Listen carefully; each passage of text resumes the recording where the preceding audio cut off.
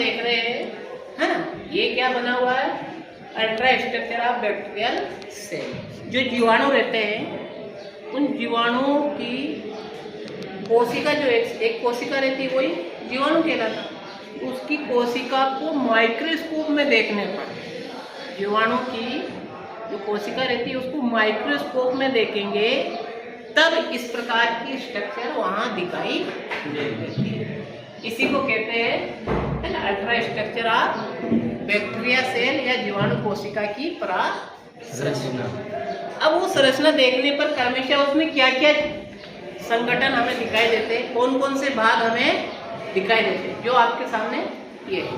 तो सबसे पहले जो जीवाणु कोशिका रहती है उसके चारों ओर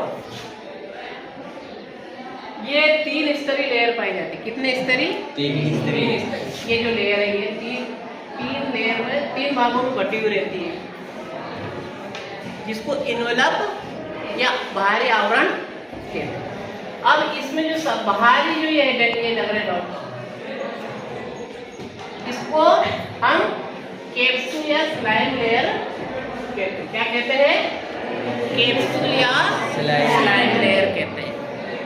ये नाइट्रोजन युक्त पदार्थों की या पॉलीसेकेराइड की बनी हुई होती है। किसकी बनी होती है? नाइट्रोजन युक्त पदार्थ या पॉलीसेकेराइड की बनी होती है। अगर ये पॉलीसेकेराइड की बनी रहे तो इसे क्या कहेंगे? Slime layer. और अगर नाइट्रोजन पदार्थ की बनी रहे तो उसे कैप्सूल है। क्लियर? अब इसका पहला भाग है आवरण का। दूसरा भाग आता है कोशिका भित्ति या सेल वाला। दूसरा वाला भाग आता है इसका, ये कोशिका भित्ति रहती है ना, ये क्या करती है? इस पूरे बैक्टीरियल सेल को सुरक्षित रखती है और एक निश्चित आकार प्रदान करती है। इसको एक निश्चित आकार प्रदान भी करेगी और इसकी सुरक्षा भी करेगी। ये किसकी बनी रहती है? म्यूकोपेप्टाइड की। किसकी बनी रहती है सेल वॉल? म्यूकोपेप्टाइड की। म्यूकोपेप्टाइड की। और इस पहली लेयर ये होगी कैप्सूल या स्लाइम लेयर, दूसरी है सेल वॉल, और तीसरी इसी आवरण की तीसरी अंतिम लेयर रहती है सेल मेम्ब्रेन या कोशिका झिल्ली। सेल मेम्ब्रेन या कोशिका झिल्ली, जो साइटोप्लाज्म को चारों ओर से घेरे रखती है। क्या करती है? साइटोप्लाज्म या कोशिका द्रव्य को चारों ओर से घेरे। अब इस पूरे स्ट्रक्चर के अंदर इस सेल मेम्ब्रेन से इस न्यूक्लियस के बीच, है ना, ये न्यूक्लियस या इसको न्यूक्लियोइड कहते हैं। इसमें क्योंकि वास्तविक केंद्रक नहीं होता। जीवाणु कोशिका कैसी कोशिका? प्रोकैरियोटिक कोशिका। कैसी है? तो इसमें वास्तविक केंद्रक नहीं रहेगा। तो इस सेल मेम्ब्रेन से इस केंद्री यानी केंद्रांक कहते हैं इसको। क्या कहते हैं? न्यूक्लियोइड को केंद्रांक। जो रहता है इसके बीच जो भरा हुआ पदार्थ है जिसमें लिपिड, प्रोटीन, खनिज, लवण सब रहते हैं इस साइटोप्लाज्म। तो ये जो रहता है पूरे को, इसको क्या कहते हैं? साइटोप्लाज्म। क्या कहते हैं? साइटोप्लाज्म। जो पूरी बैक्टीरियल सेल में भरा हुआ रहता और जो जिसमें क्या क्या मिला रहता है? खनिज, लवण, है ना, प्रोटीन, है ना, ये सारी चीजें उसमें मिक्स रहती है। इसमें अन्य कोशिका की तरह कोशिकांग नहीं पाए जाते।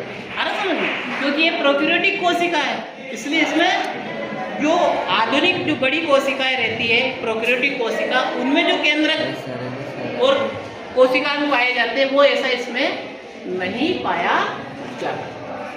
इसी साइटोप्लाज्म में ही, इसी साइटोप्लाज्म में क्या रहता है?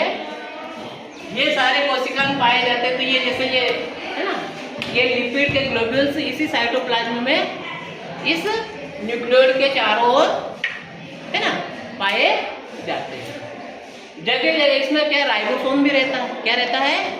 तो ये राइबोसोम रहते हैं। कैसे रहते हैं? 70S प्रकार के। क्या? 70S प्रकार के। कैसे रहते हैं? 70S प्रकार के राइबोसोम से। और यही राइबोसोम जो प्रोटीन निर्माण करते हैं। क्या करते हैं? प्रोटीन निर्माण। तो एक ग्रुप में इकट्ठे हो जाते हैं। जैसे 1, 2 ऐसे बहुत सारे राइबोसोम आपस में मिल रहे हैं, प्रोटीन निर्माण करेंगे तब। तो उस कंडीशन में इसे क्या कहते हैं? पॉलीराइबोसोम। क्या कहते हैं? पॉलीराइबोसोम।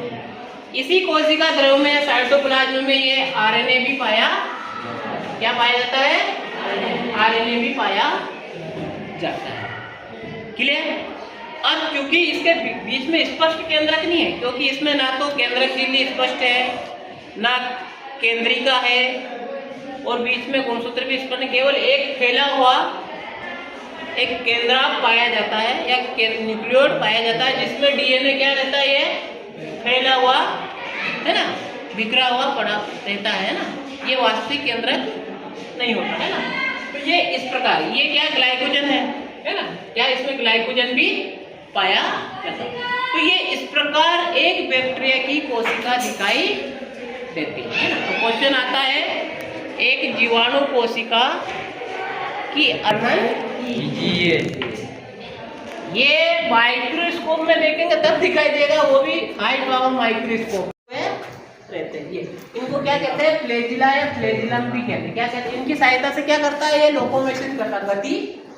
ये जो हिलते हैं ना ऐसे, तो ये क्या, इसकी सहायता से ये बैक्टीरिया क्या करती है? एक जगह से दूसरी जगह गति करती है। और ये जो इसका ये जो है, ये बने हुए इसके सेल वॉल के अंदर ये रेस्पिरेटरी एंजाइम रहते हैं। क्या है? इनको क्या कहते हैं? श्वसन एंजाइम। क्या कहते हैं इनको? श्वसन एंजाइम। और ये जो कोशिका झिल्ली रहती है, ये बीच बीच में क्या करती है? फोल्ड हो जाती है अंदर जाकर, साइटोप्लाज्म में जाके एक ऐसे फोल्ड हो जाती है। जो कोशिका झिल्ली है वो क्या करती है? बीच में फोल्ड हो जाती है, जिसको क्या कहते हैं? मीडियोसोम। क्या कहते हैं? मीडियोसोम। मीडियोसोम क्या करते हैं? जैसे प्रोकैरियोटिक कोशिका है तो इसमें मीडियोसोम है, और यूकैरियोटिक कोशिका में माइटोकॉन्ड्रिया रहते हैं। क्या रहते हैं? माइटोकॉन्ड्रिया क्या करते हैं? श्वसन में भाग लेते हैं ना माइटोकॉन्ड्रिया। ऐसे ये श्वसन अंग भी कहलाते हैं। जीवाणु के जो मीडियोसोम्स रहते हैं वो क्या कहते हैं? एक तरह से श्वसन माइटोकॉन्ड्रिया की तरह यहाँ कार्य करेंगे, है ना। तो ये इस प्रकार पूरा बैक्टीरियल सेल है। तो इसको चित्र बना लेना सही से, एक दो बार प्रैक्टिस कर लेना, है ना।